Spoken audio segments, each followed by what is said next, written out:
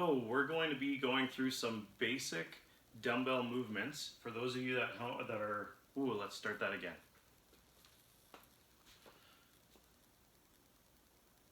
Hello, what we're going to do is we're going to go over some fundamental dumbbell movements for those of you that are at home and have access to some free weights but really don't know how to use them or have a basic understanding. We're going to go a little bit more in depth and I'm going to take you through some fundamentals with the dumbbells. So dumbbells range in lots of different styles and colors and sizes and weights, but really all we want to worry about right now is we want to have a weight that we can handle comfortably, anywhere between 6 to 10 repetitions. If it's a weight that we can handle comfortably past 20 to 25 repetitions, the dumbbell is obviously way too light, and if it's something where we try and struggle to pick it up just once or twice, again, that's way too heavy. So what we've got here, I've got a set of dumbbells. These are made by a company called Cap, and they are 15-pound dumbbells. So they're really, really easy. They're lighter than I would normally use, but they're great for a video like this because then I can hold them and I don't struggle and you don't see that on camera. So the first fundamental movement that we're going to do with the dumbbells is we're going to do something called a biceps curl. So the biceps muscle is located right here, okay? And as we bring the arm up, that muscle shortens, okay? As we lower it down, the muscle lengthens. That's where some of the muscle damage comes from. But what we want to do is we want to fatigue that arm.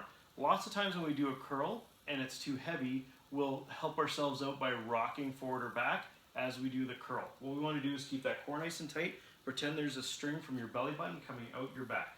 So I'm going to grab onto the dumbbells. I want them in a nice, easy grip. They don't have to be squeezed to death or anything like that.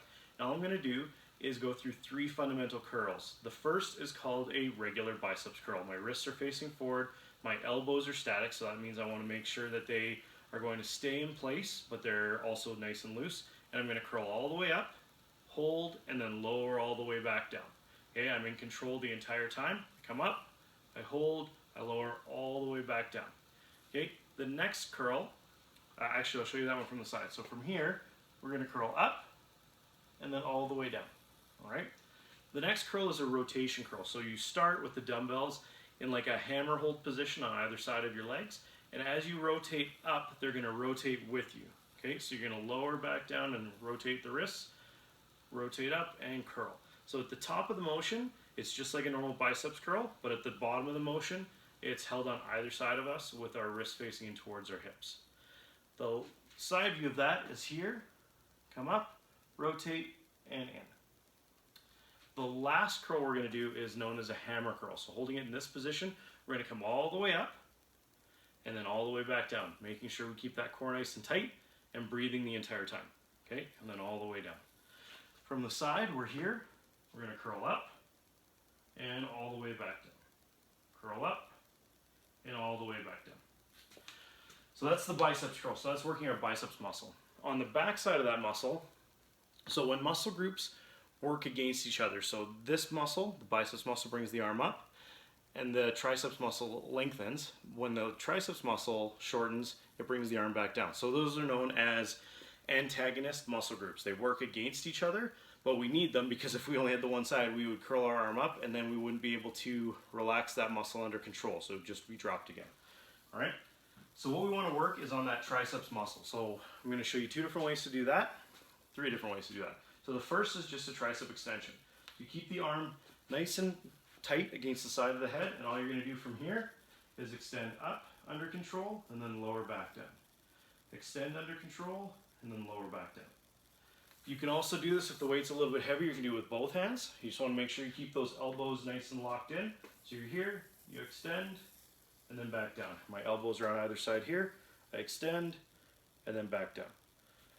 The last way to do it is a tricep kickback. This is probably the most challenging because functionally you're kind of wanting to move in a bunch of different directions. What you want to do is find something nice and stable. Put your hand on it. You want to keep your legs nice and planted and balanced. You're going to bring your elbow up and pretend that it's attached to your side. You're going to extend out and then back in, out, and then back in. Okay, and that's our triceps extension. The next muscle group we're going to work is our shoulders, the deltoid muscle group, a little bit of lats and traps. And how we're going to do that is we're going to do a couple of different lifts, but with all the lifts, it's basically an extension at the shoulder joint. The shoulder joint is actually a collection of really small muscles, tendons, and ligaments. Want to be really careful with the shoulders, make sure we're nice and warmed up before we do any kind of movement with that. So the first one we're going to do is a regular shoulder press. So we're here. All I'm going to do is extend up and then back down, keeping that core nice and tight again. Extend up and then back down. Another type of press is known as the Arnold Press. So we're going to bring the wrists in. Okay, we're going to rotate and press above our head, and then back down, rotate and press up above our head. From the side, we're here, rotate, press up above our head. All right. You can do this as an isolated exercise as well, so you can just do one side at a time. Okay, or in here, one side at a time. Okay, and either of those will work. Isolating it just will stop a lot of the bounce push that we do. Okay, if the weights are starting to get heavy, we'll start to activate our leg muscles to help us kind of throw those weights up. With our legs, our quads and our hamstrings, a really, really easy fundamental movement is a squat, okay, for our quads, and a deadlift for our posterior chain. So with the squat, you can load the weights a bunch of ways. You can put them up on your shoulders here to help stabilize them. You can hold them down on either side. You can hold them in front of your chest, but that's kind of a little bit tough on those arm muscles. Okay, and all you're going to do from here is a squat. So feet are shoulder width apart. You're going to lower down and then stand back up. And then lower down and stand back up, keeping that back nice and straight. The deadlift, I'm just going to bring the weights in front of me. I'm going to keep my back nice and straight. My legs are nice and locked in and balanced. I'm going to lower down, okay, and then stand back up. Then lower down and stand back up. All right, so moving on. We're going to talk about working the next antagonist muscle groups. So that's going to be our chest and our back. Okay, so we did our biceps, triceps, our shoulders are all kind of on their own. We did our quads and our hamstrings, so anterior and then posterior chain, and now we're going to do our chest and our back. So to work our chest, really, really easy fundamental movement is the chest press. So you want your upper body and your arms to basically form an arrow. So we don't want our elbows up high like so, we want them about here. So you're going to lean back, make sure you're nice and stable. You're going to lower down, press back up. Lower down, press back up. You don't need to lower really, really low. Okay, that's hard on the shoulders. So basically 90 degrees at the elbow is nice. And then back down. You can also isolate those, so one at a time. Okay, or you can even get rid of one weight and press one at a time. You can also do a chest pullover. It's a great chest opening exercise. So the bar or weight goes like so, and then you pull it to midline. And then open like so, pull it to midline, make sure that core stays nice and tight. For the back, you can do it with both dumbbells or just one. So I'll demonstrate both of those. And we're going to do a one arm row. So basically think like starting a lawnmower, picking up a heavy suitcase, keeping the back nice and straight and supported. So I'm going to be down like so. Okay, my back's nice and straight, I'm going to pull up. And pull up. And pull up. Alright, that's single arm. Double arm is the exact same motion. So I'm going to have both dumbbells, keep my back nice and straight, and they're both being pulled up.